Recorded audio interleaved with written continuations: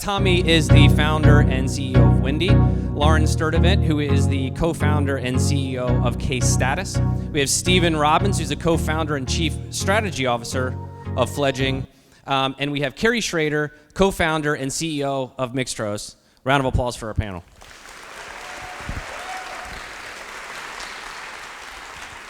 So just so I can take the temperature of the room really quickly, just a show of hands, how many here are either startup founders or work in a startup? All right. How many of you wish you were a startup founder or worked a startup? Don't do that. Your HR manager might be here. Don't do that. So very quickly, so I want to make sure everybody understands. I think you guys are pretty well known in the area. Carrie, you can sit in that chair if you want, if you're feeling like you're... These are my friends. Okay, good. Yeah. Okay. Very good. So just really quickly, Tommy, I love it. We all just get along. Tommy, really quickly, tell the audience what Wendy does. So Wendy is a mobile app that makes it simple to find, book, and pay pre-vetted, background-checked college babysitters. So if you're a parent in this room and you have not downloaded Wendy, please do so. It will make your life a lot easier. Lauren? Yes, I am Lauren Sturdivant, CEO of Case Status. We are a client management and marketing platform for law firms and their clients. All right, so Fledging is a hardware company. We're making next-gen computer peripherals and internal replacement hardware. Mixtros is a 21st century data collection tool that also brings the people together in real time. Think about it like LinkedIn, but live and way cooler. She's not lying. It is way cooler. So let's do kind of just a real quick rapid fire here. So show of hands. Raise your hand if your startup is less than 5 years old. If it's less than 4 years old. Great. Less than 3 years old. 2 years old. Okay, good. Nice. So you guys have all been in business for 2 years or longer, right? Ish. You're right on the cusp, Stephen. Okay, fair enough. How many full-time employees do you guys currently have? We have 12. 7 full-time. We've got 8 and about 3 more starting in the next few months. We actually have consultants that are kind of full-time. We're working on that. Yeah, great. What's your primary programming language? Our mobile app is built in React Native, and we use Ruby on Rails for the back end. Yeah, I had to write it on my hand.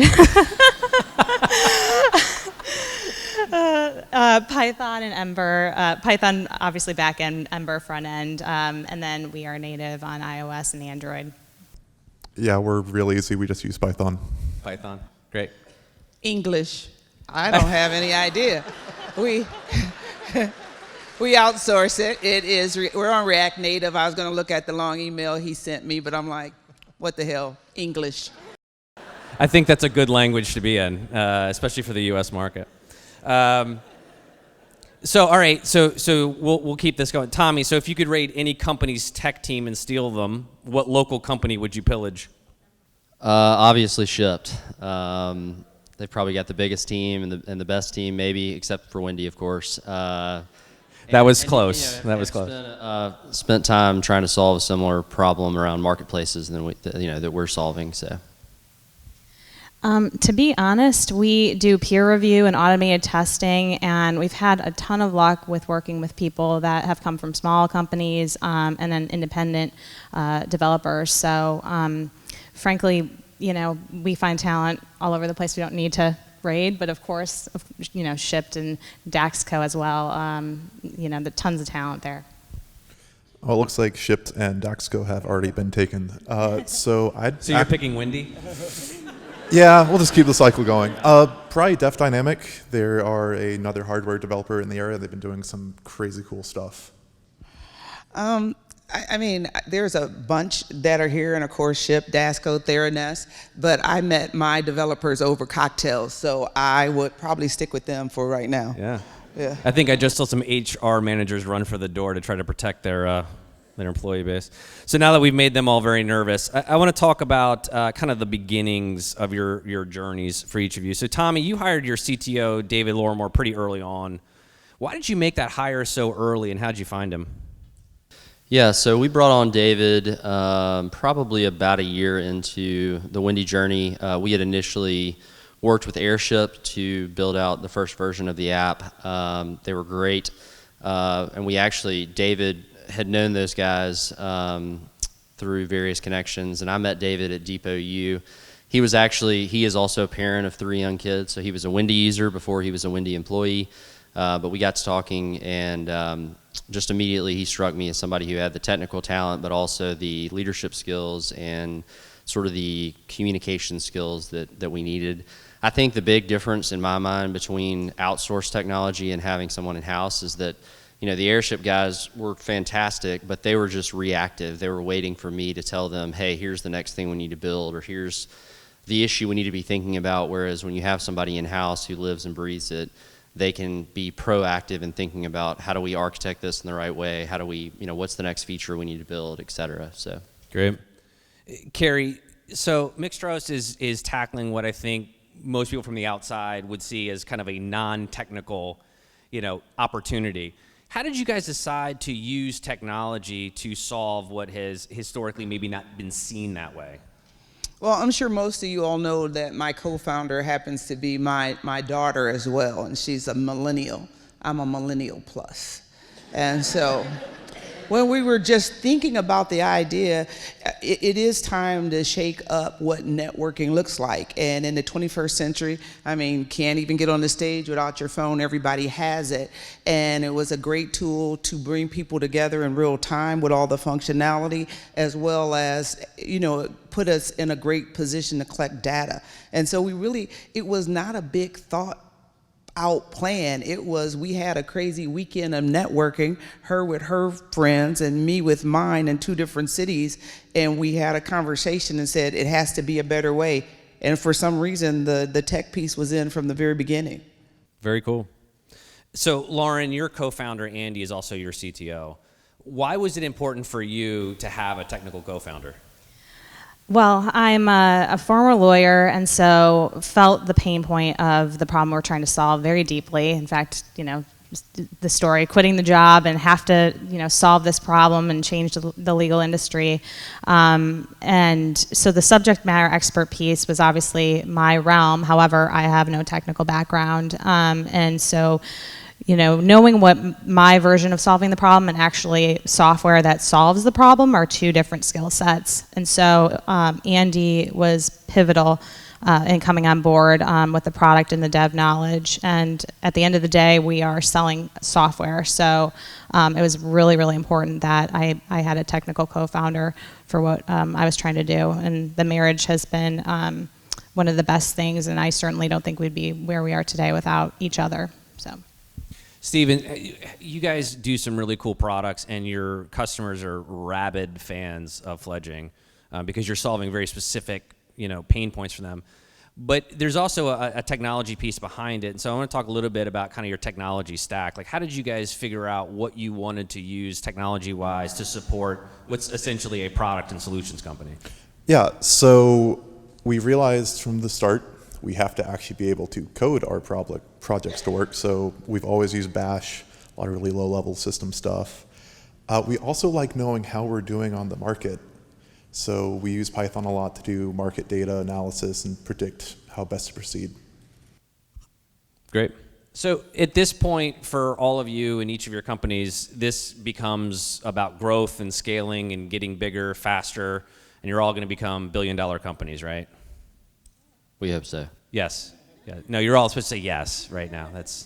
You want to say it for them? You can do better than that.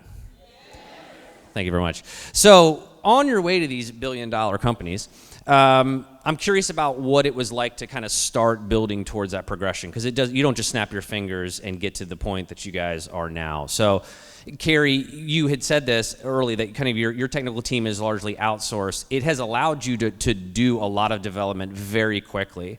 As you continue to grow, do you see that being a benefit of that outsourcing to grow faster or at the same rate? Do you see that changing at all going forward?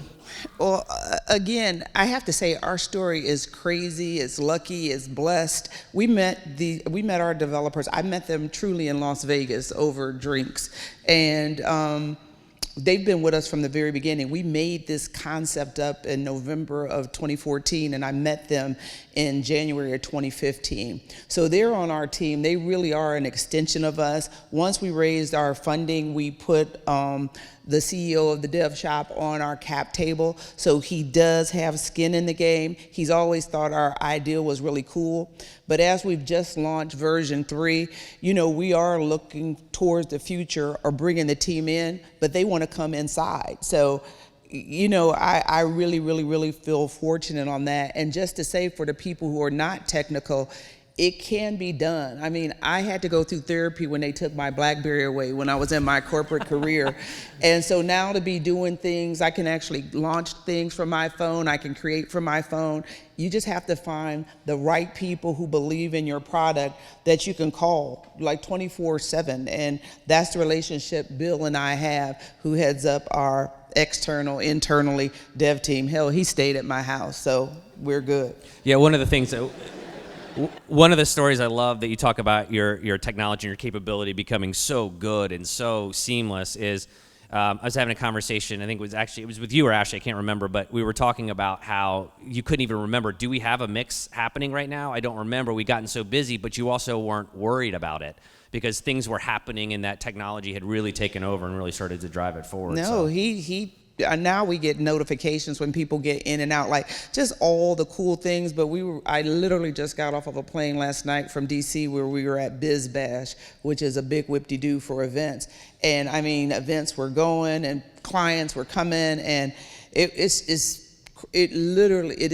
cuckoo crazy to see what's going on.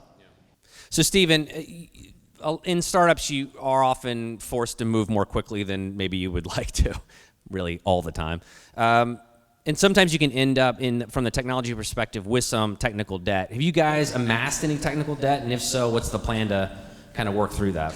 Yeah, so my background, I actually came from a local university that probably doesn't need to be named. Go Blazers.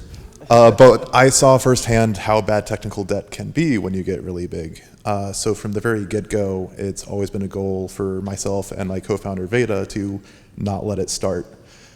It happened anyway, but it's a lot smaller than it could have been. So it's something we're very aggressive at attacking now while it's small, because we've got some big projects lined up that we don't want to have to rip it all out in 2 years. Yeah, great. So Lauren, as you're moving case status forward, do you see taking more of a development ethos that's fail fast, fail often, or continue what you guys have always really done, which is really test deep, retest and then deploy? Yeah, I mean, obviously early days were move fast and break things. Now I'd like to say we move fast, test, automated test, and then deploy. The way our team is set up, though, we're very Scrum methodology, so we build really, really fast. We have people work on certain features, things that are in their skill set, so we're able to really build quickly. It's one of the things we really pride ourselves on doing, but yes, it's and especially as you can imagine in our field, how critical it is to do so much testing before deployment.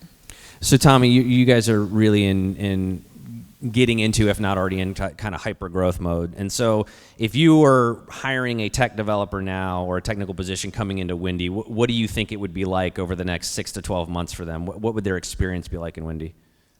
Well, that's a great question because we are looking for a senior developer right now. So if any of you out there are senior developers, please get in touch with me. No, we've got, having just finished raising our second round of capital, we are hiring some additional team members. And I think where we are that's good for new members is we've got enough. We're still very scrappy and very much a startup, but we've gotten enough processes in place to where that a new team member can come in and get integrated, almost immediately. So on the development side, you'd be writing code on day one and maybe not putting it into production, for the first week. But we want people to be able to hit the ground running, get integrated with what we're doing, and help us because we're going to be moving fast over the next 12 months or so. So there are a lot of people in the audience today who have never worked in or founded a startup. I mean, I had a smattering of hands when I asked that question when we first got out here. And I think sometimes we glorify or even hype the experience, maybe more so than we should. But I wanted to talk a little bit about what it's really like to found a startup and be in that environment. So Lauren, what one piece of advice would you give any aspiring entrepreneurs in the audience today? Take and receive and seek feedback. It's really hard at first, obviously, to hear feedback sometimes, but it is so empowering when you can really own it and listen and you actually become better from it. I call this actually this past year going through Techstars and fundraising and as we grow, that word has been kind of the word of the year for me, and I'm a totally different person because of it, and our product is where it is because of it. So own it and accept it and think of it as a positive thing. And also to that point, I would suggest recognize what you're really good at and what sucks your soul, and find the people that can help with the things that you are not good at. When you find people that have skill sets that you don't have, and they believe in you as a leader and they believe in the company, and you surround yourself with those people, you can do powerful things. So really own those two pieces. Carrie, you had a really impressive corporate career before you became full-time entrepreneur. I think you've always been an entrepreneur in your own right, but full-time dyed in the wool, right? And so how is working in a startup environment going to be different than a corporate environment for most people if they make that transition? The 15th and the 30th no longer means anything to you. Like, you don't get that little notification from Wells Fargo, the horses are hitched. No, I mean, the companies I work for large corporations, and so the processes were in place. When I had a legal issue, I'd pick up the phone, I'm like, hey, I'm about to do this and I don't want to go to jail. What's the answer? I had HR covered because that's what I do, but if it was a finance thing, whatever it was, I had somebody to call to give me the answer. And now, Ashley and I joke around. We pick up the phone, so I'll call into her and like, hey, I got a legal problem. And she's like, okay, here's the answer. So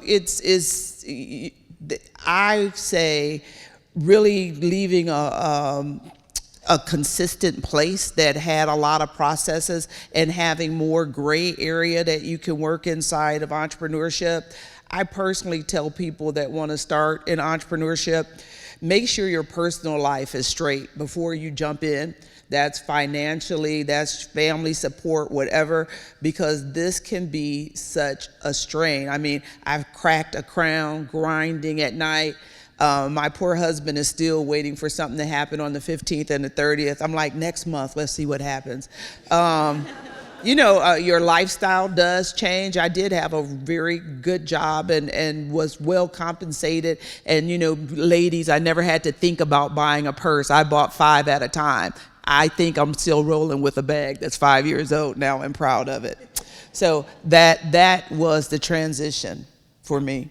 So a follow-up to that, for you, I know this because we've had this conversation, and I think this is true, I think for most of the panelists, but you were experiencing this problem you're trying to solve for with Mixtros in your corporate career, and you were seeing this every day. Is that really the motivation? You said, this is a problem for me to solve based on what you were seeing? Yeah, and again, between Ashley and I, although we don't have that tech piece, and people used to ding us for that, like, why don't you have a CTO? Why don't you have a co-founder that's a CTO? First of all, trust me, money makes the world go round. So it would always crack me up where people would say, why don't you have this or that? And I was like, well, why don't you fund that? And then they would go away.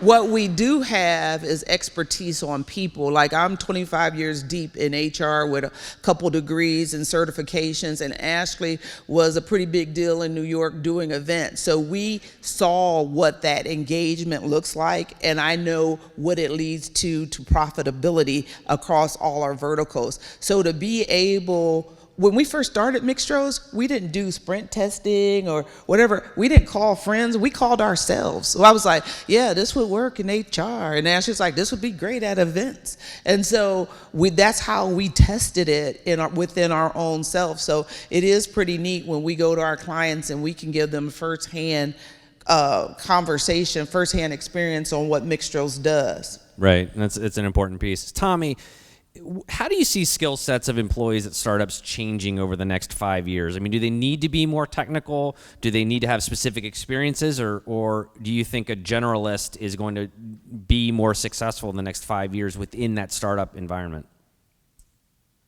I mean, there's always going to be the need, obviously, for the technical folks who are specialized in that. But I do think, having been in this game for a couple of years, like the most valuable people are the scrappy people, people who are just, innate problem solvers who, when they hit a wall, they're going to keep going and figure out how to do it, who are naturally curious. Those are the kind of folks that really shine, I think, at a startup. And I do think with all the technologies that exist today, it's easier than it ever has been to be a generalist, in the sense that you can use Canva and you sort of look like a graphic designer, even if you're not a trained graphic designer. So I do think it's valuable for folks who are coming up in the ranks to, pursue things they're interested in and learn those soft skills. But at the end of the day, I think it's all about being scrappy and getting after it.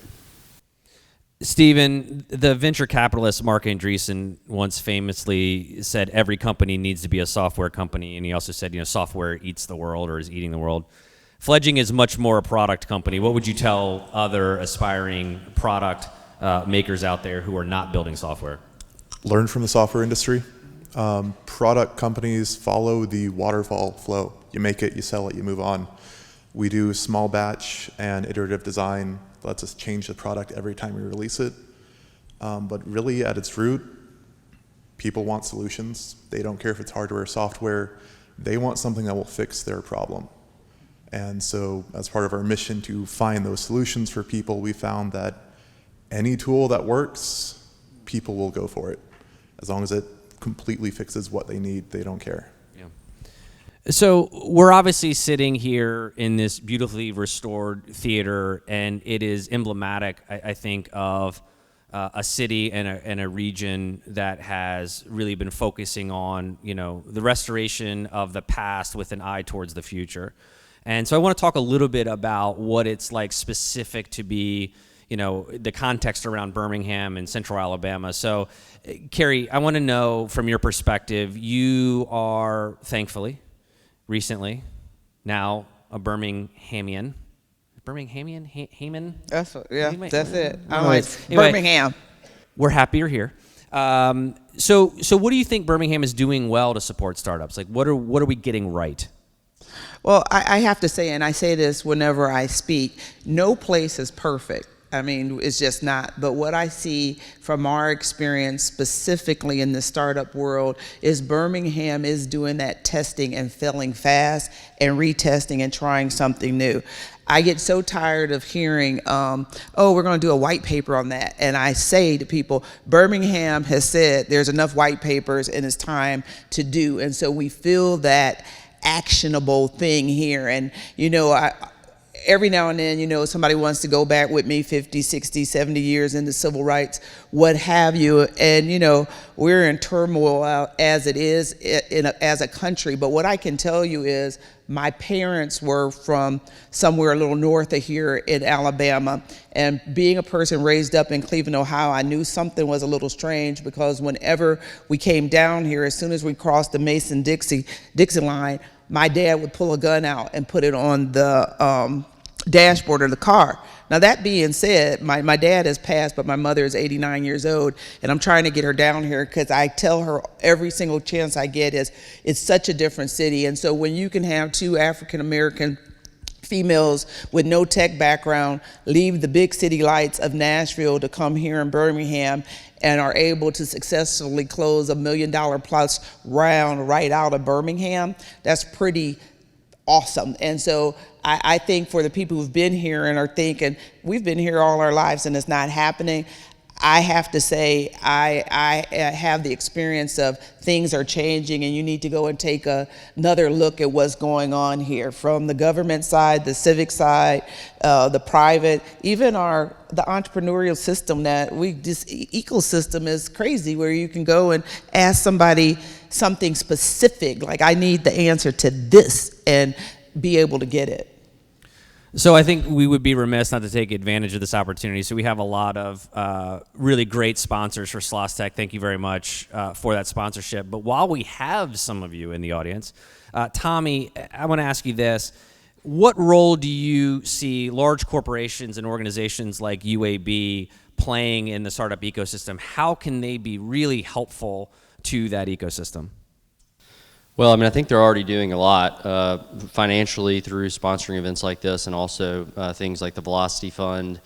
But I definitely think there's a lot that they could do more of. And again, I can sort of speak from my experience. Again, it depends on the company, but I think traditionally some of the larger companies here have struggled to figure out how to really support a consumer-facing app. You know, if you're Alabama Power and you're a startup that does something in the energy space, there's sort of a B2B play there that I think is very natural. But I would love to see UAB and Alabama Power and Regions and others figure out how to partner with a company like Wendy to say, hey, let's give our employees $50 in Wendy credit a month that they can use so that they can manage their child care. So I think thinking creatively about that is important. I think the other challenge for big companies is that I appreciate, having come from a large law firm, is the processes take a long time. It's like there's 7 committees that have to meet before any decision can be made.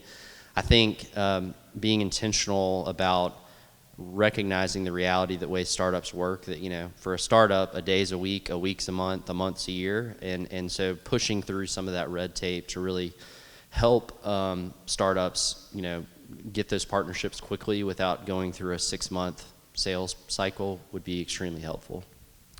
Sloss Tech 2019, your panel. Please give them a round of applause.